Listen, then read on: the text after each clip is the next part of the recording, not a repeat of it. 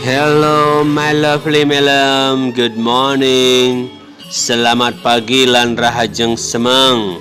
Ngomong-ngomong sebuah ngajang nelam, apa tilah waknu mekento mekito.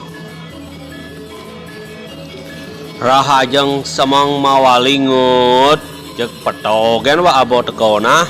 So what I can do for you, because I sing can, even I still mekento mekito. Kini lem, I come here to know more about coaching because my public speaking is still ngeling, so I need someone to give healing. Okay? CGP tengut cenik gaipu yen wak banyak melajang dewe kadang kanti pegat wak kolongan waki ngajain cai. It's no matter what, daijo budesne dozo bengkyo suru. Okay, good. So let's we study together now.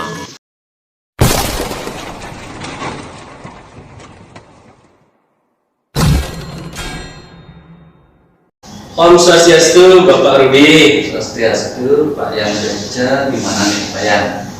Gimana kabarnya nih Pak Yan?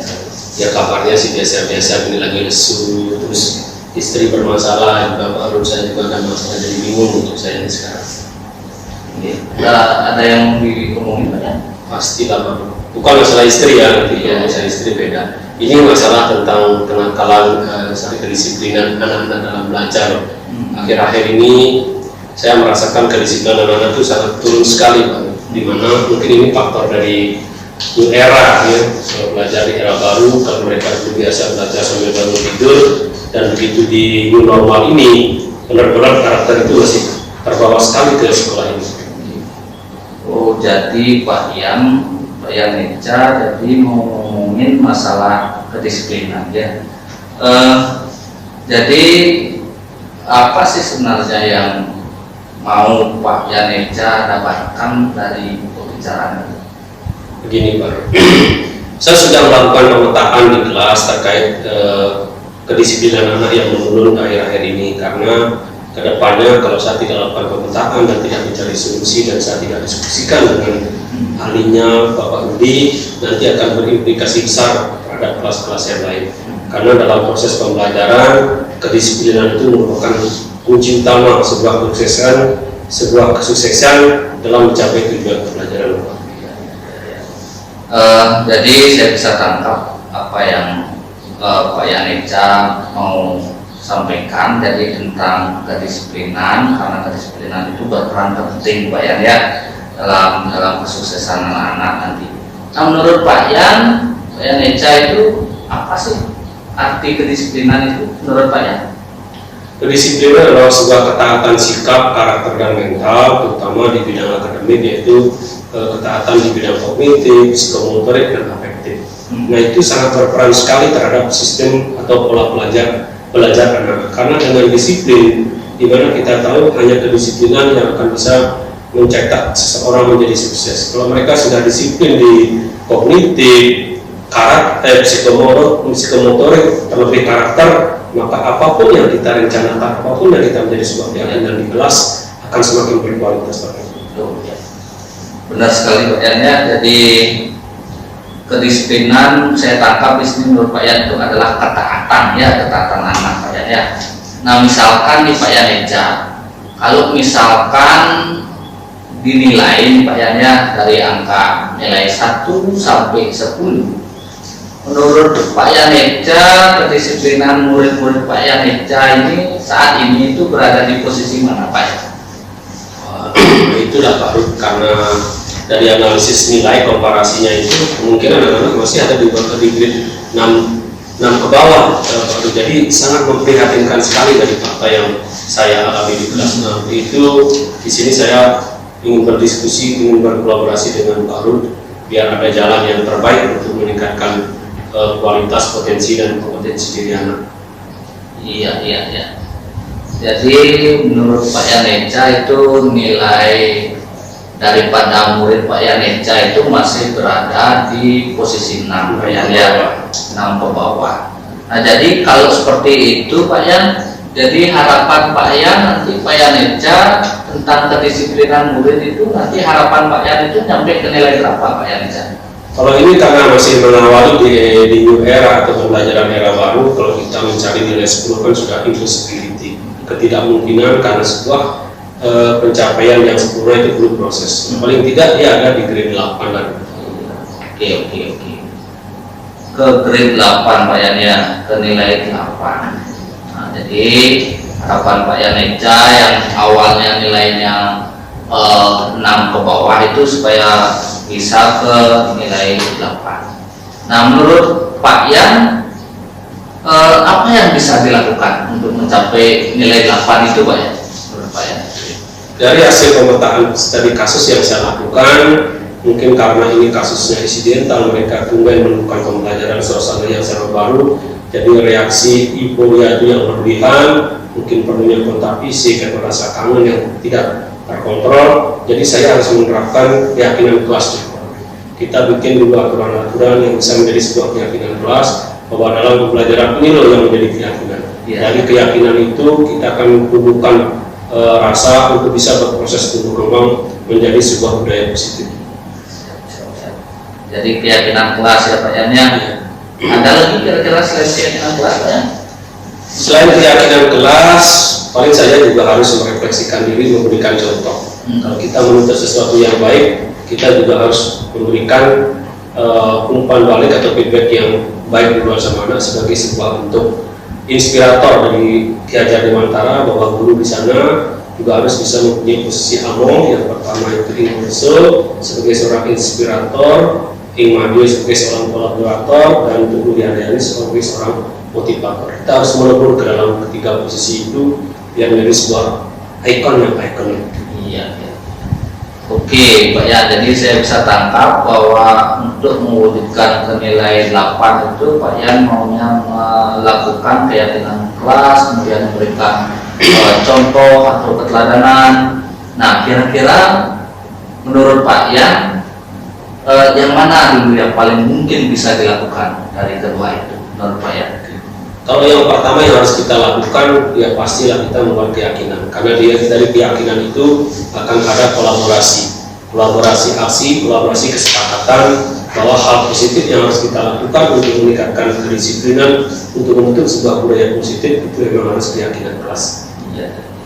Jadi kapan itu bisa dilakukan Pak Yan? Secepat mungkin. Besok saya pasti akan lakukan, karena hari ini kan jam terakhir, lalu saya nggak ada jam ngajar lagi. Jadi besok jam pertama sampai jam terakhir saya ada jam. Jadi saya akan setiap kelas melakukan keyakinan kelas. Oke, jadi besok ya saya catat di sini yang besok akan langsung mengeksekusi untuk meningkatkan kedisiplinan murid itu. Nah baik Pak Yan, jadi kita udah sampai nih di ujung sesi Pak Yan. Nah jadi pertanyaan saya, apa sih yang sudah Pak Yan dapatkan dari sesi percakapan ini? Dari sesi percakapan ini yang saya dapatkan itu sungguh hal yang luar biasa, khususnya tentang kolaborasi, energi kolaborasi, komunikasi, koordinasi yang luar biasa dari seorang teman saya yang luar biasa pula, Bapak Rudi, bahwa motivasi itu menjadikan sebuah energi yang bersinergi dengan apa yang ingin saya capai. Dan ini merupakan tenaga yang super power bagi saya, karena kita tahu untuk melakukan atau mencapai sebuah kesuksesan, kita tidak akan bisa berdiri sendiri dalam sebuah komunitas. Oke, saya ucapkan terima kasih banyak atas atensi waktu dan partisipasinya mengajak saya untuk bisa berdiskusi atau berkeluh kesah tentang masalah kita. Ya siapa ya, jadi nanti saya akan kita ketemu lagi ya Pak Yan. Saya ingin melihat juga bagaimana hasil dari actionnya Pak Yan, ya supaya Pak Yan nanti mungkin bisa menceritakan bagaimana grade atau kemajuan kedisiplinan dari murid-murid yang ada di kelas Pak Yan. Baik Pak Yan, terima kasih atas gininya udah mempercayakan keluh kesahnya Pak Yan sama saya. Oke, sama-sama Pak Budi. Langsung aja nih, baik kepada Pak Budi dan Pak Sejo. Tadi coaching sudah dilaksanakan. Sekarang kesempatan dia untuk menyampaikan hasil observasi yang dia lakukan terkait dengan materi Rudi. Siap. Oke, yang pertama terkait dengan bagaimana jalannya percakapan sesuai dengan alur kita. Di sini yang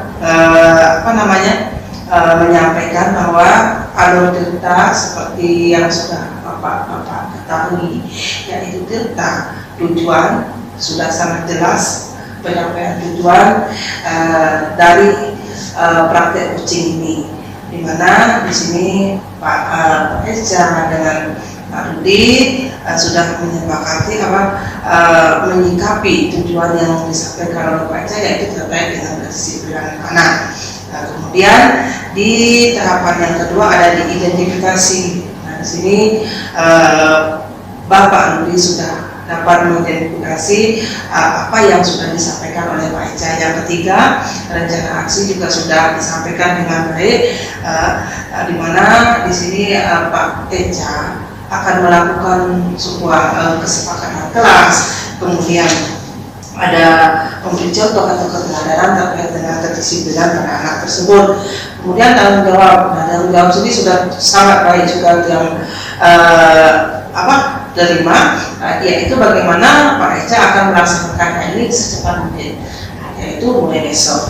Nah, kemudian terkait dengan praktek coaching tadi, yang masih perlu diperbaiki dari Pak Rudi sudah memunculkan pertanyaan-pertanyaan yang bobot sudah luar biasa, tinggal disempurnakan lagi. Kemudian kemudian untuk kehadiran penuh di sini dalam kegiatan coaching ini, dia rasa sudah sangat baik karena Pak Rudi sudah dapat menerima keluh kesah atau penyampaian dari Pak Eja dengan raut muka, mimik, tingkah laku, sudah menampilkan seorang coach yang sebenarnya. Kemudian untuk memperbaiki apa yang bisa diperbaiki atau ditingkatkan untuk selanjutnya, sudah barang tentu kita sebagai guru tidak dihentinya untuk belajar agar jauh lebih sempurna lagi. Itu yang dapat yang sampaikan. Terima kasih atas kesempatannya untuk observasi sudah keseluruhannya sudah selesai. Terima kasih Pak Eja dan Pak Rudi. Terima kasih Bu Jo atas observernya yang dilakukan kepada kita. Di sini sungguh observer atau masukan yang luar biasa, karena dari observer yang Ibu lakukan saya bisa merefleksikan diri sejauh mana kekurangan dan kelebihan saya dalam melakukan tindakan coaching bersama teman. Dari terima kasih.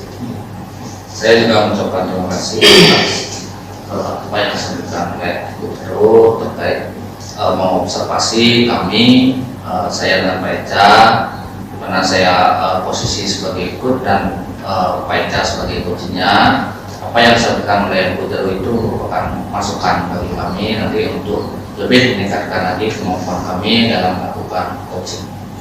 Terima kasih. Terima kasih. Selamat pagi Pak Eja. Selamat pagi Bapak Rudi yang luar biasa. Gimana kabar nih hari ini? Begini Pak Eja, jadi kabar saya baik Pak Eja. Ini ada yang mau saya omongin Pak Eja. Apa Pak Eja ada waktu?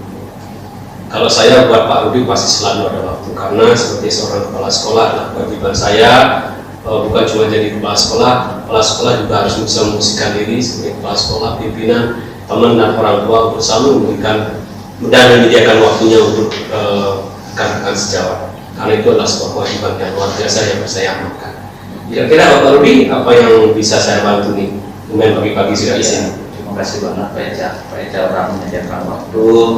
Ini saya punya kepala sekolah yang sangat luar biasa sekali menyediakan waktu. Begini Pak Eja, saya punya sedikit keluh kesah tentang saya mau menerapkan pembelajaran berdiferensiasi Pak Eja, yang nanti saya akan integrasikan dengan teknik stop yang sudah saya pelajari dengan murid-murid saya. Bagaimana menurut Pak Eja dengan pembelajaran berdiferensiasi nanti yang akan saya lakukan? Wah, sungguh sebuah ide yang sangat luar biasa Bapak Rudi, karena di zaman sekarang khususnya di kompetensi abad 21 kompetensi digital, bahwa pembelajaran, semua pembelajaran itu apalagi terkait dengan kurikulum merdeka harus berdiferensiasi. Karena pembelajaran diferensiasi lah itu pembelajaran yang benar-benar menuntun kodrat murid sesuai dengan kodrat alam dan kodrat zaman. Kira-kira Bapak Rudi, proses pembelajaran berdiferensiasi yang terintegrasi itu kira-kira seperti apa ya? Begini dibaca rencananya saya mengajak anak-anak untuk keluar baca. Nah selain juga nanti dengan diferensiasi konten, diferensiasi proses dan produk nanti yang akan saya lakukan murid-murid saya juga, saya berencana juga membuat sedikit perbedaan lah supaya murid-murid juga lebih antusias dan tertarik. Nah, kemungkinan besar nanti akan ajak anak-anak ke tempat-tempat yang tempat-tempat pariwisata yang dapat menunjang pembelajaran proses berdiferensiasi itu baca. Wah, luar biasa. Berarti poinnya ini Pak Rudi ingin melakukan pembelajaran berdiferensiasi dengan teknik stop itu outdoor ya? Iya, baca itu kalau boleh saya tahu kira-kira tempat yang terdekat itu di mana? Nah mungkin untuk di Tabanan Pak Eca yang terjangkau daerah pariwisata untuk di Kecamatan Tabanan ya di Yaganto Pak Eca ya, apalagi sekarang di Pantai Yaganto dekat sudah mulai berkembang Pak Eca. Nah juga nanti biaya transport juga tidak terlalu mahal bagi anak-anak ke sana. Nah nantinya harapan ya sih anak-anak bisa berkembang di sana itu dalam proses pembelajaran berdiferensiasinya. Nah, selain itu juga nanti apabila ada kendala-kendala, jadi saya juga mau mengintegrasikan juga ke anak-anak untuk mengelola emosinya dengan memakai teknik stop aja, jadi seperti itu. Wah, luar biasa Pak Rudi, karena seperti yang saya juga ketahui bahwa teknik stop dalam pembelajaran itu adalah sebuah bentuk aplikasi balancing body, mind, and soul. Artinya keseimbangan budi, jiwa, dan raga. Karena apa? Kalau sudah ada saling keterseimbangan antara body, mind, and soul, anak-anak akan selalu belajar dengan bahagia dan senang. Oke Pak Rudi, kira-kira rencana aksi lain yang ingin Pak Rudi terapkan terkait pembelajaran berdiferensiasi terintegrasi, ada nggak? Mungkin jadi seperti itu Pak Eca. Jadi itu saja dulu. Nah ini yang menjadi keluh kesah saya gitu. Nah selaku Pak Eca juga sebagai pimpinan kepala sekolah, nah mengizinkan atau tidak untuk melakukan saya mengajak murid saya keluar seperti itu. Nah jadi kadang-kadang kan kendala untuk belajar di luar itu kan kadang-kadang kendala Pak Eca, kendala waktu ya Pak Eca ya, sama kendala dana ya. Nah jadi bagaimana ya? Jadi saya minta dukungan sebenarnya ini Pak Eca, dari Pak Eca selaku kepala sekolah terkait dengan keluh kesah saya ini. Ya bagaimana menurut Pak Eca, Pak saya didukung seperti itu Pak Eca? Pasti Pak Rudi. Saya selaku kepala sekolah akan selalu mendukung setiap program-program yang inovatif, visioner, dan adaptif, apalagi brilian. Siapapun yang terkait kendala, kemungkinan karena ini kita baru mengawali, di tengah jalan pasti ada keterbatasan karena anggaran ini belum masuk di RKS. Tapi selaku saya pribadi, karena saya ada sisa uang lebih, pasti saya itu yang saya manfaatkan mungkin untuk Pak Rudi. Nah kedepannya, karena ini pasti efeknya luar biasa, karena apa yang Pak Rudi lakukan saya sudah pernah alami. Kebetulan saya juga latar belakangnya guru bahasa, dulu di mana saya bisa meningkatkan perkembangan potensi dan kompetensi diri, juga berpraktek langsung, berpraktek baik dengan para bule yang ada di Kuta. Dan ini yang sekarang Pak Rudi tiru tanpa sengaja, tanpa pernah saya sampaikan, Pak Rudi sudah punya ide brilian. Nah terkait akomodasi segala macam, sekolah itu siap membackup. Jadi apapun yang menjadi hambatan Pak Rudi bukan menjadi sebuah hal yang jelek, tapi jadikan itu sebuah tantangan, bukan halangan. Karena hambatan harus menjadi sebuah tantangan untuk kita berproses menjadi seorang pemenang. Nah kira-kira kapan nih bisa dilaksanakan implementasi pembelajaran berdiferensiatif yang luar biasa? Karena Bapak juga ingin ikut di sana. Kebetulan kita satu rumpun, jadi kalau Pak Rudi punya kelebihan saya akan tiru, kalau Pak Rudi punya kekurangan, kalau saya punya kelebihan saya akan kasih saling mengisi lah istilahnya seperti itu. Jadi terima kasih banyak nih Pak Eca, kalau sudah mendapat dukungan seperti ini, saya merasa plong, senang sekali gitu. Nah, kalau mengenai kapan ini eksekusi, lagi 2 hari saya kebetulan dapat jadwal Pak Eca di kelas 10 ya, 10A. Nanti lagi 2 hari rencananya, kalau sudah Pak Eca mengizinkan, lagi 2 hari rencananya saya langsung eksekusi proses pembelajaran berdiferensiasi ini yang outdoor ini Pak Eca. Oke, berarti untuk pertama ini satu kelompok saja ya. Satu. Nah, karena satu kelompok jumlahnya kurang lebih 20, jadi saya nanti bisa sewakan shuttle. Berarti habis berpraktek baik anak-anak, kita ajak makan bareng lah. Jangan ajak renang karena risikonya gede ya. Tapi kalau ajak makan kan pasti happy. Jadi dulu Pak, saya minum arak ini ya, karena ini obat. Karena kalau saya nggak kena arak, badan saya gel nih Pak. Oke Pak Ger, dari diskusi singkat curhat ini, kira-kira apa hal yang bermanfaat Pak Rudi bisa rasakan? Hal yang sangat bermanfaat yang bisa saya rasakan ini sangat luar biasa sekali Pak Eca. Pak Eca selaku kepala sekolah sangat mendukung proses-proses pembelajaran berdiferensiasi yang akan direncanakan, dan Pak Eca juga selaku kepala sekolah memberikan dukungan ya luar biasa, sehingga membuat saya dalam bergerak nantinya kegalauan saya yang awalnya ragu-ragu untuk menerapkan pembelajaran berdiferensiasi ini jadinya lebih plong Pak Eca ya, jadi lebih terbuka bahwa gini saya jadinya perasaan saya untuk menerapkan proses pembelajaran berdiferensiasi dengan yang diintegrasikan dengan teknik stop ini Pak Eca. Oke Bapak Rudi, pokoknya maju terus, pantang mundur, teruslah bergerak untuk menggerakkan. Dan saya tunggu ide-ide brilian berikutnya. Apapun yang menjadi ide, mau bisa dilakukan atau tidak, tetap kolaborasi dan koordinasi. Karena hanya dengan kolaborasi dan koordinasi, semua aksi akan bisa menjadi sebuah visi nyata. Oke, terima kasih. Pak Ibu ya. Baik, Bapak Eca dan Pak Rudi, sekarang giliran Diang untuk menyampaikan observasi yang dia lakukan terkait dengan coaching model Delta tadi. Terkait dengan hal tersebut yang sampaikan di sini, bahwa yang sudah berjalan selama praktik ini, yang melihat, yang merasakan sudah berjalan seperti air mengalir, ya, di mana tahapan Delta tujuan sudah disampaikan dengan jelas. Kemudian identifikasi sudah dapat juga disampaikan dengan jelas oleh Pak Rudi dan dikuatkan lagi oleh Pak Eca. Kemudian rencana aksi juga sudah sangat kuat disampaikan oleh Pak Rudi dan diperkuat lagi oleh Pak Eca. Kemudian tanggung jawab akan Pak Rudi laksanakan secepatnya terkait dengan pembelajaran berdiferensiasi dengan teknik stop ini. Dan mudah-mudahan apa yang tadi di coachingkan terkait dengan pembelajaran berdiferensiasi, yaitu mengajak kegiatan pembelajaran di outdoor ini menjadi suatu ide-ide yang berlian untuk bisa dikembangkan di kedepannya.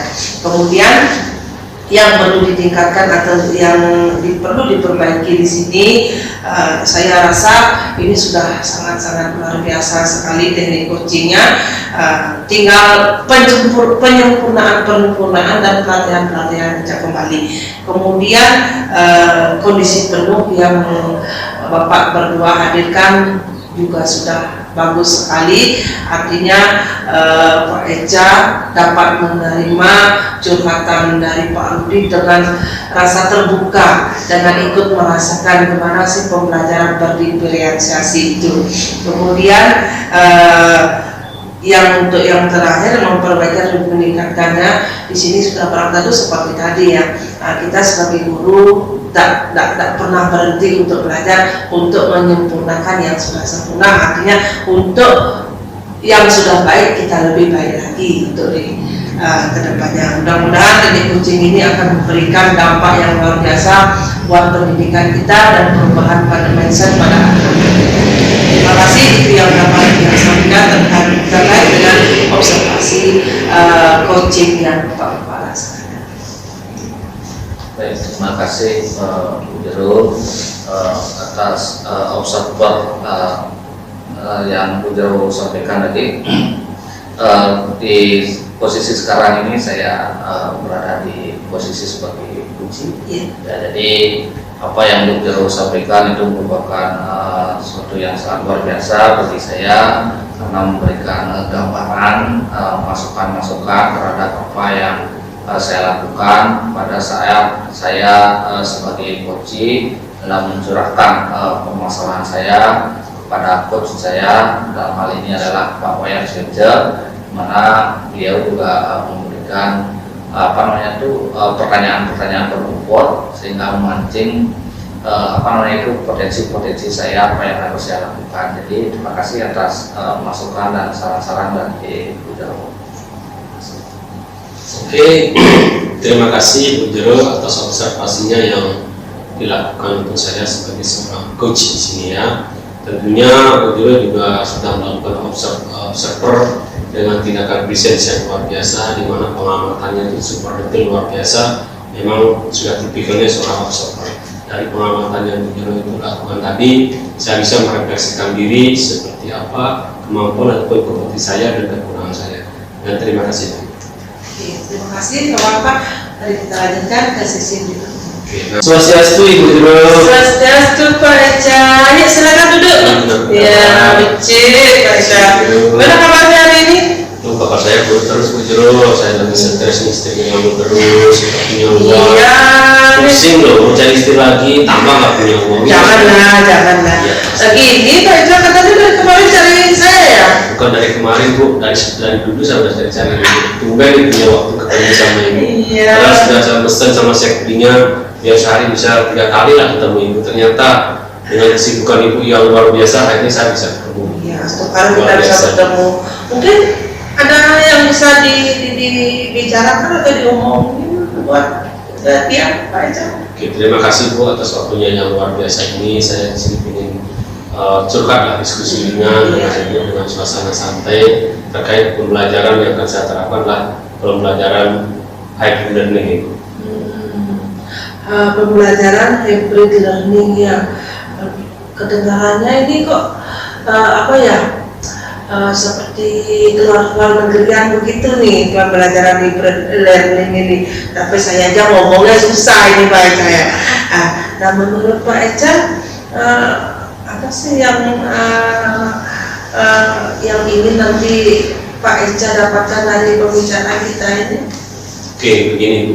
Nah, terkait pembelajaran hybrid learning, kalau mungkin orang awam dengarnya kalau hybrid learning itu cocoknya belajar online. Memang pembelajaran online, tapi orang pasti mikirnya wah cocoknya di musim pandemi COVID. Padahal hybrid learning ini tetap kita mereferensi ke luar negeri, karena dipikir kan pasti luar negeri referensinya. Karena kita juga dijajah orang luar negeri. Sekarang yang menjajah kan bukan orang negeri tapi dalam negeri. Cuma tentunya beda termasuk di pendidikan.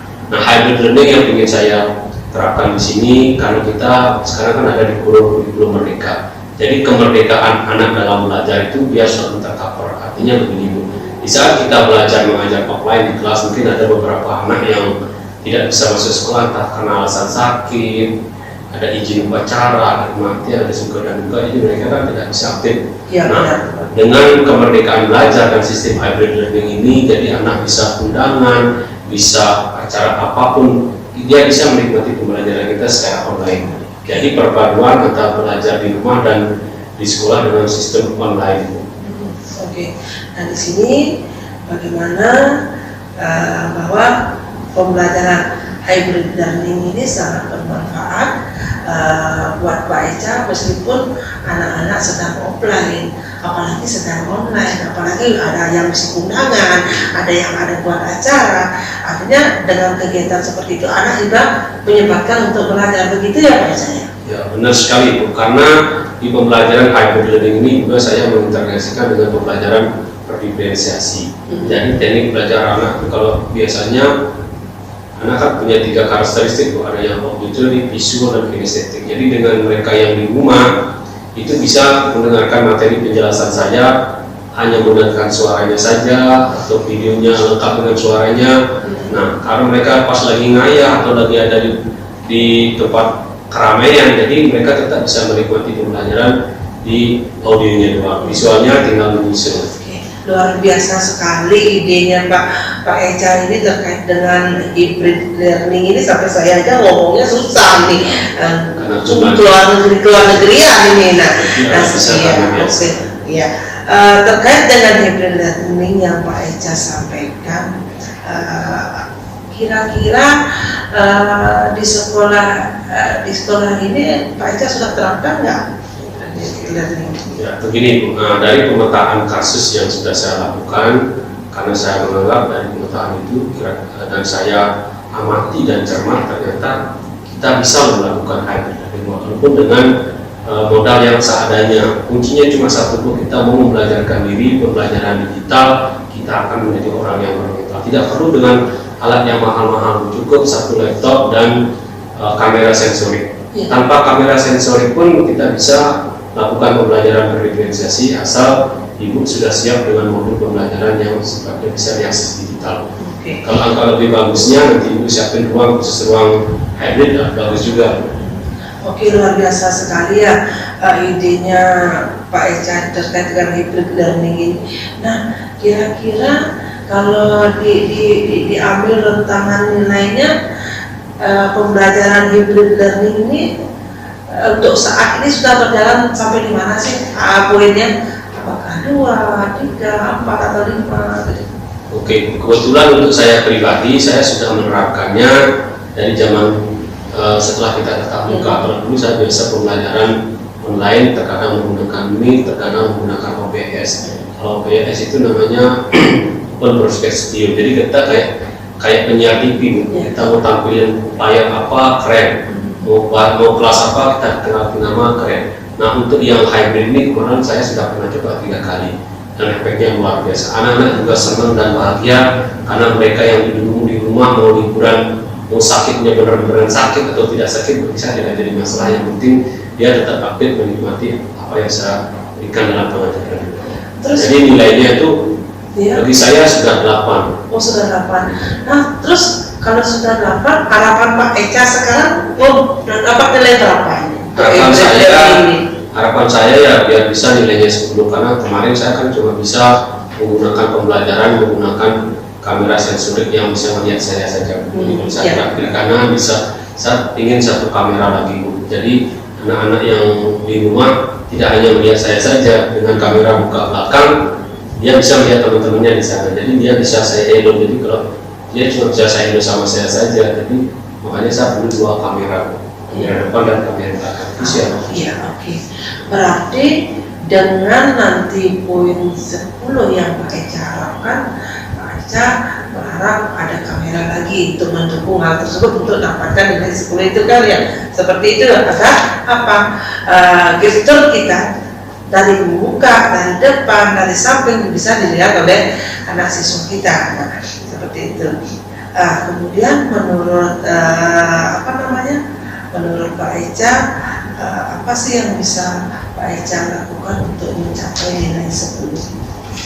Tentunya komunikasi kolaborasi antara saya dan sekolah dalam hal sarana dan prasarana.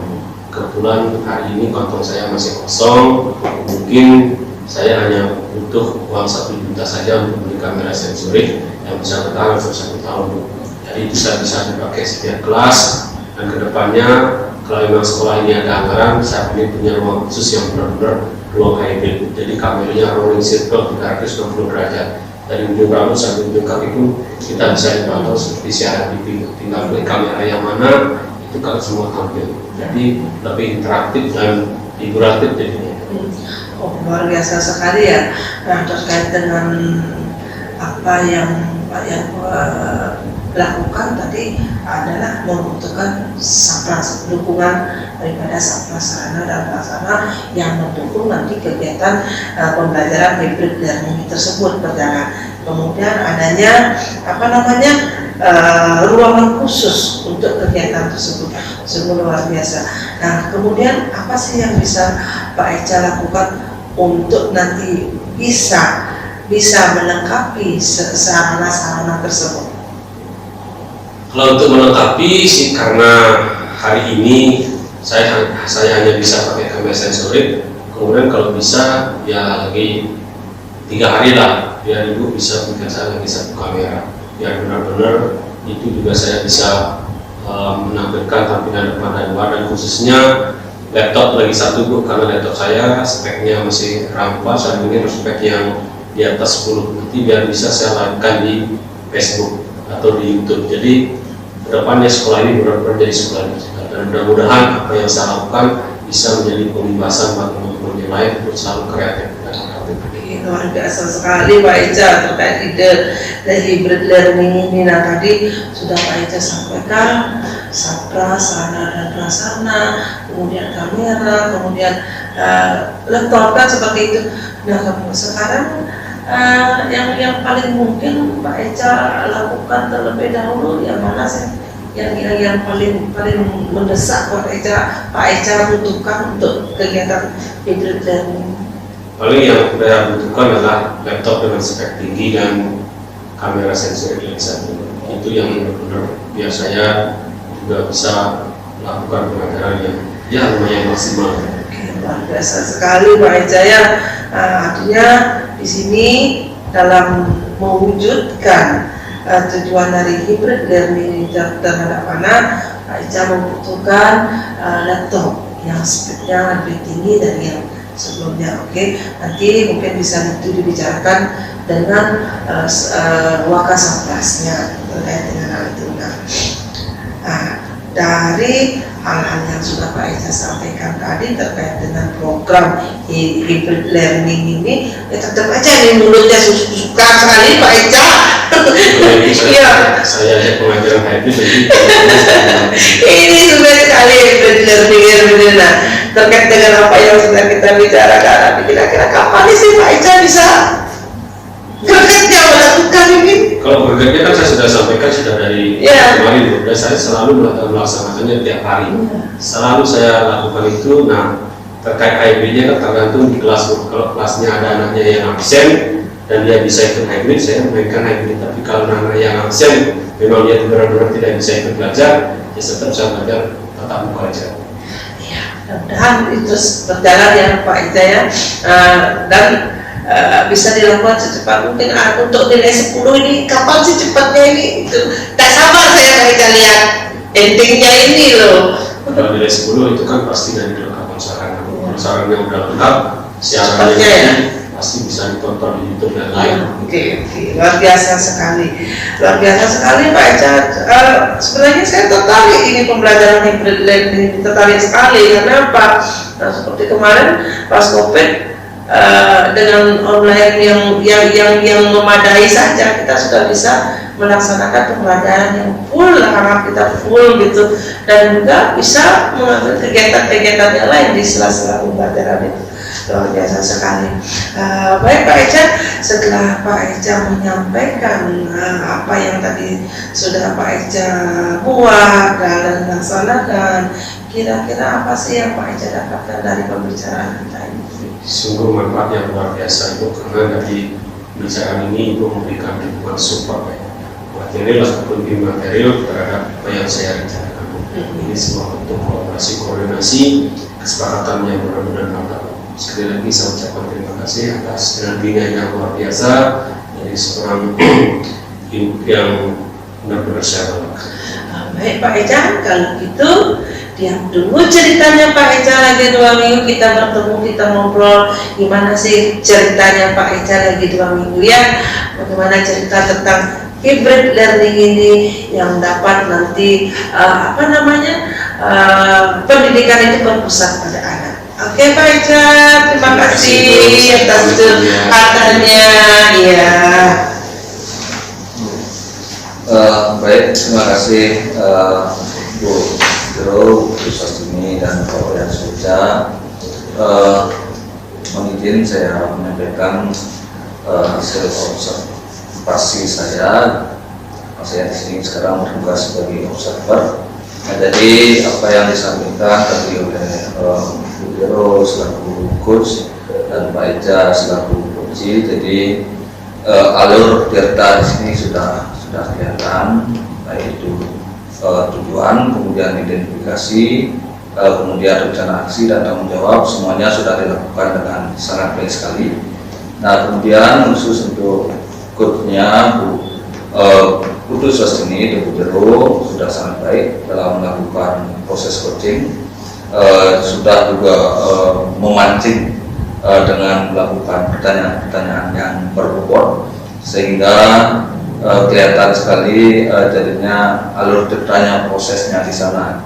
Dan untuk coachingnya juga Pak Wayan Suleja juga, beliau juga sudah kelihatan terbimbing di sini untuk menjawab atau terpancing untuk menyampaikan ke coach Bujero tentang ide-ide beliau dalam hal ini adalah pembelajaran hybrid learning, sehingga beliau juga menyampaikan tentang tujuannya, kemudian menyampaikan tentang identifikasinya, kemudian rencana aksi beliau, dan juga tanggung jawab dari kegiatan yang akan beliau lakukan. Jadi sekian yang dapat saya sampaikan observasi saya terkait dengan coaching yang dilakukan oleh Bujero selaku coach dan Pak Wayan Suleja selaku coach. Terima kasih. Baik Pak Rudi, terima kasih atas observasi yang Pak Rudi lakukan kepada kami.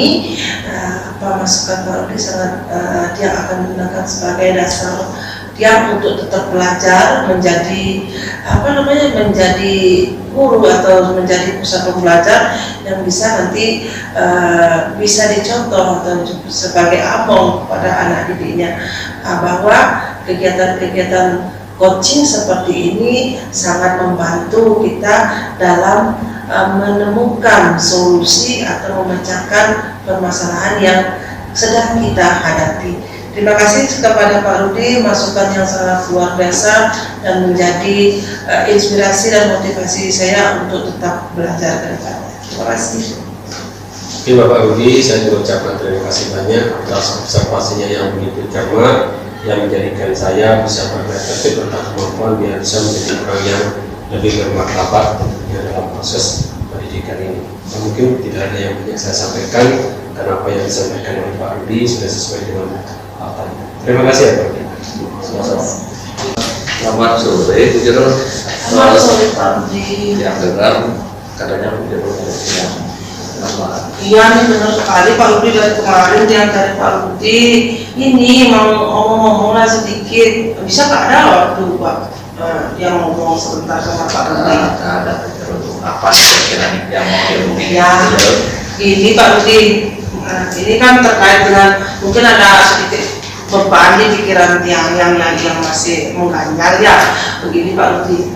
Nah, dalam program JGP kan kita dituntutlah membuat sebuah prakarsa perubahan. Nah, kemarin yang sudah sempat buat prakarsa perubahan yaitu konselor teman saya, kan begitu. Nah, dari dari prakarsa perubahan yang buat yang sudah melaksanakan, namun baru beberapa sekali Pak Rudi, nah belumlah maksimal. Nah, yang jadi beban gimana sih nanti kedepannya prakarsa perubahan ini bisa diterima di program sekolah, bisa diterima guru dan anak-anak, biar tujuan dari prakarsa perubahan yang kuat itu bisa dijalankan di sekolah. Oke. Jadi bisa saya tangkap di sini. Jadi Bujero ngomongin tentang prakarsa perubahan konselor teman semaya. Ya benar sekali. Nah, jadi sebelum lanjut tentang itu, Bujero kira-kira apa yang mau Bujero dapatkan dari pembicaraan? Yang ingin dapatkan dari pembicaraan ada rasa lega di pikiran saya bahwa prakarsa perubahan yang saya buat itu dapat bermanfaat buat lembaga sekolah. Baik, jadi biar ada rasa lega Bujero ya.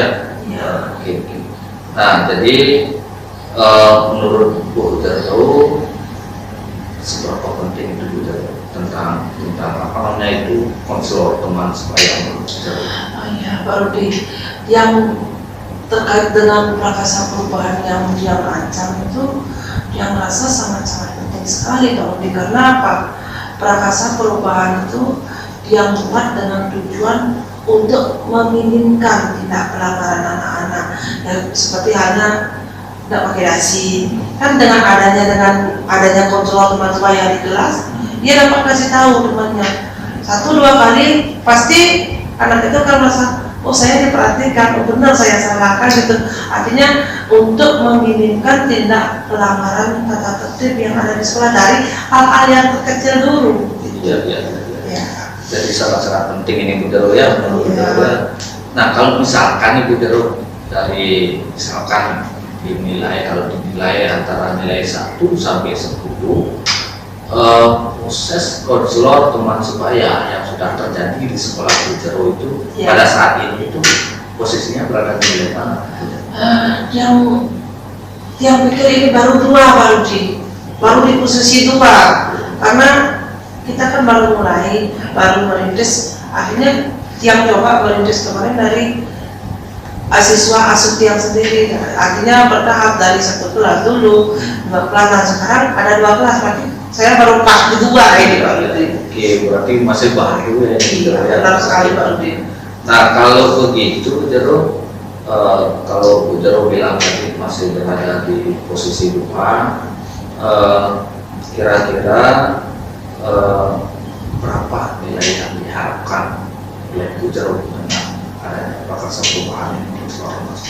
Iya, seperti terkait dengan konselor teman sebaya ini, harapannya kegiatan atau program konselor teman sebaya ini adalah di persentase 7 sampai 8 itu Pak Rudi. Ya, biar bisa, artinya apa ya, meskipun tidak 100% program ini berjalan, yang nanti imbasnya kepada anak-anak juga. Jadi maunya Bu Dero biar berada di posisi 7 atau 8. Apa yang bisa Bu Dero lakukan untuk sampai ke posisi itu?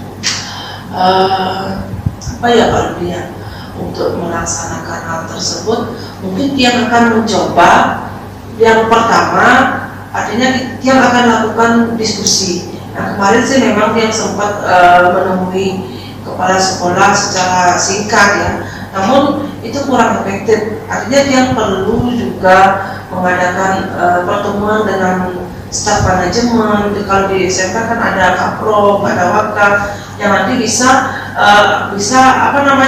membantu untuk pelaksanaan program tersebut. Nah selain itu dari pihak manajemen mungkin yang akan mengadakan sosialisasi juga dengan Bapak Ibu guru mata pelajaran dan wali kelas terutama. Iya. Jadi ada pendekatan gitu ya dengan kepala sekolah, kemudian ke pihak manajemen, kapro dan wakil gitu ya, juga dengan guru juga ya, dan wali kelas. Ada lagi dari sejauh ini sih baru segitu. Nah mungkin yang berikutnya ini Pak Budi, harus mensosialisasikan dengan para siswa. Nah kemudian yang lagi satu, sudah barang tentu nanti pada akhirnya kita harus mencari narasumber untuk memperkuat konselor teman sebaya tersebut. Nah, jadi saya bisa tangkap Bu ya, jadi yang bisa Bu Dero lakukan itu yang pertama melakukan pendekatan dengan kepala sekolah, kemudian melakukan pendekatan juga dengan pihak manajemen, diantaranya ada kapro, di sana ada wakaf, nah, kemudian ada sosialisasi ke guru untuk ke wali Bu Dero ya, kemudian sosialisasi ke siswa, dan juga mungkin mendatangkan narasumber Bu Dero ya. Ya, jadi kalau begitu yang mana yang bisa Bu Dero lakukan dalam waktu dekat dan cara ini? Dilihat dari ininya itu Pak, kemungkinan yang bisa akan secepatnya lakukan dulu sosialisasi dari hal yang terkecil dulu, sosialisasi dulu kepada wali kelas, karena peran wali kelas itu sangat-sangat penting di kelas itu untuk bisa menyampaikan bahwa oh ini loh ada program dari guru CGP terkait konselor teman sebaya dengan tujuan seperti ini gitu. Jadi sosialisasi ke guru dulu ya. Kapan itu bisa dilakukan? Rencananya sih biar cepat Pak Rudi, karena poin 2 ini harus harus kepingin yang tingkatkan lagi ke poin 7 atau 8 itu ya secepatnya, karena ini akhir semester dan kita ada jeda. Mungkin setelah jeda nanti dia akan langsung bergerak untuk mensosialisasikan ke wali-wali kelas. Secepatnya ini besok 1 minggu atau 1 bulan? Mungkin lagi 2 mingguan Pak. Oke, lagi 2 Kita minggu. kan jeda, Oh, ya jeda itu. Lagi 2 minggu Bujero ya. Ya. Oke, nanti saya tunggu actionnya Bujero. Nah, kita udah nyampe di Bujero di dulu sesi. Jadi apa yang Bujero dapatkan dari pembicaraan? Luar biasa Pak Rudi.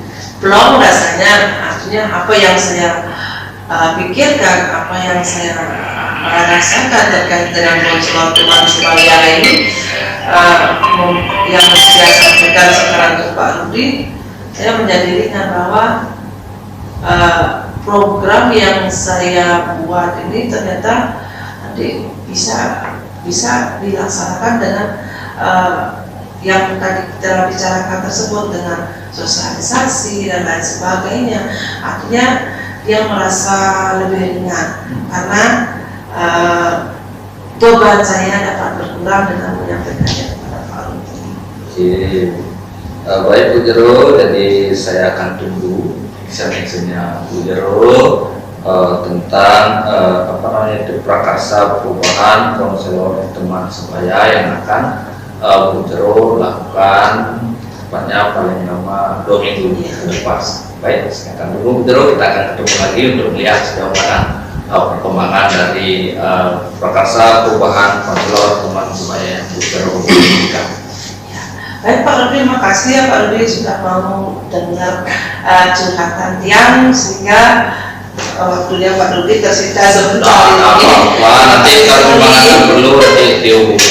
Ya, Baik, terima kasih Pak Rudi. Ya, sama-sama Siap. Oke, Bapak Rudi dan Bujero, kali ini saya ingin menjelaskan tentang observer yang saya lakukan terkait praktek coaching ya. Yang pertama saya mulai dari Pak Rudi dulu ya sebagai seorang coach, di mana dalam praktek coaching tadi Pak Rudi sudah melakukan teknik coach berdasarkan alur cerita, di mana ada tujuan, identifikasi, rencana aksi, tanggung jawab sudah dilaksanakan dengan sangat baik. Nah, untuk coachnya di tujuan itu Bapak Rudi sudah sangat baik dalam proses coaching, karena dengan alur cerita ini Pak Rudi sudah melakukan menanyakan apa sih maksud tujuan dari si coach untuk diajak berdiskusi. Kemudian di identifikasi Pak Rudi selaku coach juga sudah melakukan umpan balik pertanyaan-pertanyaan berbobot terkait dengan topik yang dibahas. Di rencana aksi juga Pak Rudi sebagai coach sudah melakukan pertanyaan bagaimana strategi implementasi yang ingin diterapkan. Di tanggung jawab sebagai alur cerita terakhir, Pak Rudi juga menyatakan memberikan pertanyaan-pertanyaan yang berbobot tentang bagaimana komitmen si coach dalam melakukan aksinya nantinya, biar bisa menjadi sebuah aksi nyata. Oke Bapak Rudi, terima kasih sudah melakukan praktek coaching yang luar biasa. Oke, untuk Pak Ibu Jero, nah di sini Bu Jero posisinya sebagai seorang coach ya. Di dalam penyampaian materinya atau topik yang dibawakan oleh Bu Jero diawali juga dengan percakapan yang sangat humanis dan kekeluargaan sebagai bentuk transparansi kejiwaan atau sikap atau mental, di mana dengan keterbukaan kita akan lebih enak berbicara, karena kita akan berbicara dari hati ke hati tanpa ada rasa beban. Itu Ibu sudah lakukan dari penyampaian maksud dan tujuan. Terkait implementasi atau identifikasi, Ibu juga sudah menyampaikan sekilas strategi identifikasi permasalahan topik. Nah, di rencana aksi di sana juga Ibu sudah menjelaskan apa sih maksud dari praktek apa tadi namanya itu konselor teman sebaya. Nah, di sana Ibu sudah juga jelaskan. Terus ditanggung jawab, kemarin tadi juga Ibu sudah menjawab bahwa implementasi dari teman konselor sebaya akan dilakukan sesegera mungkin, karena ini untuk melatih keterampilan komunikasi yang sungguh luar biasa berpraktek coaching. Bagus dari teman-teman. Terima kasih. Terima kasih Pak Yan sudah mengobservasi ini di saat saya bertugas sebagai coach. dan Ibu terus sebagai coach. Jadi apa yang Pak Yan sampaikan itu merupakan masukan bagi kami atau bagi saya sendiri untuk terus berlatih lagi dan berlatih lagi supaya bisa berada di posisi coaching yang profesional. Terima kasih Pak Yan. Baik, Pak Wayan Switchen sebagai observasi di kesempatan hari ini yang diucapkan terima kasih karena luar biasa sekali masukan yang sangat-sangat membuat saya ingin belajar terus bagaimana mempraktekkan teknik coaching ini baik nanti kepada teman, kepada anak-anak maupun mungkin kepada keluarga. Terima kasih sekali kepada Pak Wayan masukannya. Mudah-mudahan apa yang disampaikan Pak Wayan bisa menjadi dasar buat dia untuk belajar jadi guru yang lebih baik lagi. Terima kasih Pak Wayan. Oke, sama-sama.